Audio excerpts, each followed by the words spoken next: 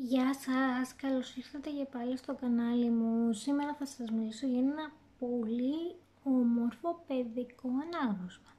Είναι η Ματίλντα. Η Ματίλντα λοιπόν είναι ένα κορίτσι που έχει μαγικές ικανότητες. Έχει βγει και σειρά, αλλά εμείς θα μιλήσουμε για το βιβλίο. Λοιπόν, δεν είναι παιδί πιο έξυπνο, πιο λογικό, πιο αξιαγάπητο, πιο τρυφερό από αυτήν. Είναι το υπέροχο κορίτσι με πρικισμένο με μυαλό, τόσο λαμπερό και με καρδιά τόσο μεγάλη, που είναι φωτεινό παράδειγμα προς μίμηση. Λοιπόν, το βιβλίο το συγκεκριμένο έχει γρήγορη δράση, αστείες ατάκες και πολλή φαντασία και είναι αξιόλογο για να το διαβάσει ένα παιδί, αλλά είναι και για μεγάλα παιδιά.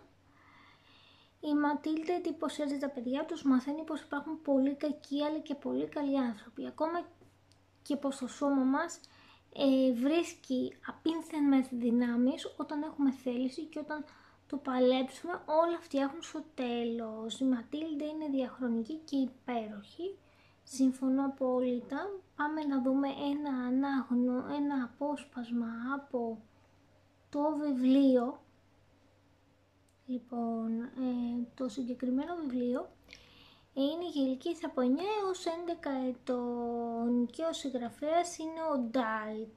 Ήταν κατάσκοπος, κορυφαίος πιλότος μαχητικού αεροσκάφους, ιστορικός της σοκολάτας και ιατρικός εφευρέτης. Ήταν επίσης και ο συγγραφέας ο Τσάρλι και το εργοστάσιο σοκολάτας, η Ματίλντα και ο Ραφ και πολλών άλλων εξαιρετικών ιστοριών. Παραμένει ο νούμερο ένα παραμυθά στον κόσμο από τις εκδόσεις Ψυχογός. Κυκλοφορούν 16 βιβλία του συγγραφέα για μικρούς και μεγάλους αναγνώστες. Πάμε λοιπόν να δούμε αυτό το κλασικό παιδικό βιβλίο που έχει γίνει και ταινία στην τηλεόραση και να διαβάσουμε ένα απόσπασμα.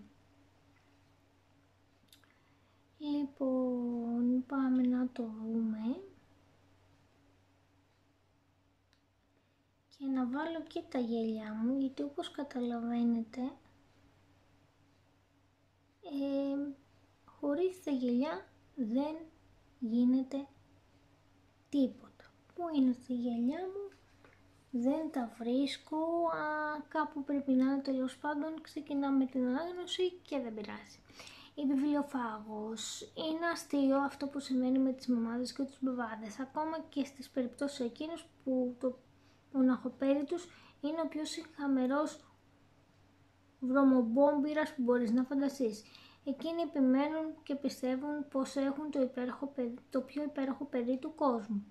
Μερικοί γονείς μάλιστα το παραξηλώνουν, τυφλωμένοι ολότελα από το θαυμασμό που τρέφουν για το βλαστάρι τους, φτάνουν στο σημείο να πιστεύουν πως έχουν κάνει μια ιδιοφυΐα. Βέβαια εδώ που τα λέμε δεν είναι τίποτα φοβερό κάτι τέτοιο, έτσι είναι ο κόσμος, όμως από τη στιγμή που οι γονείς αρχίζουν να εκθιάζουν την ξεχωριστή ευφυΐα των υπόφρου βλαστάρι τους, τότε εμείς αναγκαζόμαστε να φωνάζουμε «φέρτε μας μια λεκάνη να κάνουμε μετό». Αλλά αυτοί που υποφέρουν περισσότερο είναι οι δάσκαλοι, αναγκασμένοι κάθε φορά να ακούν κάθε είδους ανοησία,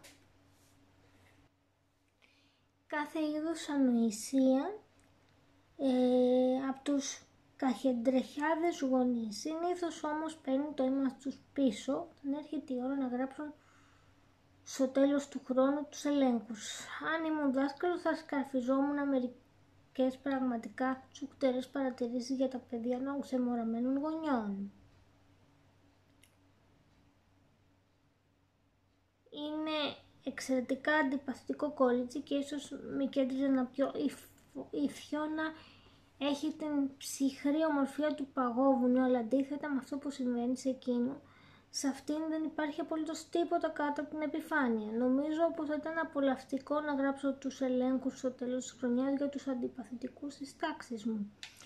Αλλά αρκετά ως εδώ, είναι ώρα να πάμε παρακάτω. Λοιπόν, που και που κανείς συναντά γονείς που βρίσκονται στο άλλο άκρο, που δεν εμφανίζονται καθόλου για τα παιδιά τους και αυτοί φυσικά είναι πολύ χειρότεροι από τους ξεμοραμένους. Ο κύριος και η κυρία Ward ανήκουν σε αυτή την κατηγορία. Είχαν ένα γιο που τον έλεγαν Μιχάλη και μια κόρη, τη Ματίλντα. Οι γονείς αυτοί θεωρούν ότι η Ματίλντα δεν είναι τίποτα περισσότερο από ένα κακόγαθο παιδί. Είναι κάτι που είσαι αναγκασμένος να το ανέχεσαι μέχρι να φτάσει η ώρα που να μπορείς να ξεκολλήσεις και να το πετάξεις. Ο κύριος και η κυρία Ward περιμένουν πώς και πώς την ώρα που θα μπορέσουν να ξεκολλήσουν από πάνω τους στην κορούλα τους και να τη στείλουν στη διπλανή επαρχία, αν ήταν δυνατόν ακόμα και πιο μακριά. Δεν είναι ιδιαίτερα άσχημο οι γονείς να φέρονται στα συνηθισμένα παιδιά σαν να έχουν κάνει έναν κάλο, μα τα πράγματα γίνονται χειρότερα όταν το συγκεκριμένο παιδί είναι καταπληκτικό. Δηλαδή εννοώ ότι αυτό το παιδί είναι ευαίσθητο και πανέξυπνο. Η Ματίλντα είχε και τα δύο αυτά χαρίσματα. Ήταν ένα απόλυτα πρικισμένο παιδί. Το μυαλό της ήταν πολύ εύστροφο και μάθαινε πολύ γρήγορα, ώστε αυτή η ικανότητά της είχε γίνει αντιληπτή ακόμα και από τους χαζούς γονείς της. Ήταν και οι δύο τόσο κουτί και απορροφημένοι με τις δικές τους ανούσιες ζωές που δεν μπορούσαν να αντιληφθούν ότι η κόρη τους ήταν ένα ξεχωριστό παιδί. Για να είμαστε ειλικρινείς, αμφιβάλλω αν το έπαιρναν η είδηση.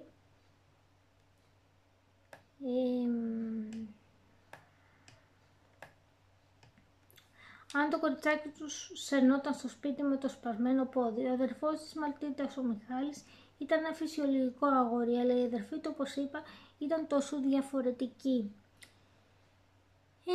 Σε έκανε να γουρλώνεις τα μάτια σου από έκπληξη. Όταν ήταν 9,5 έτους, μιλούσε ήδη με απόλυτη άνεση και ήξερε τόσες πολλές λέξεις που ανταγωνιζόταν και τους μεγάλους. Οι γονείς της, αντί να την επέμβουν, την έλεγαν πως ήταν ενοχλητική πολυλογού και πως τα μικρά κορίτσια ήταν καλύτερα να τα βλέπεις παρά να τα ακούς.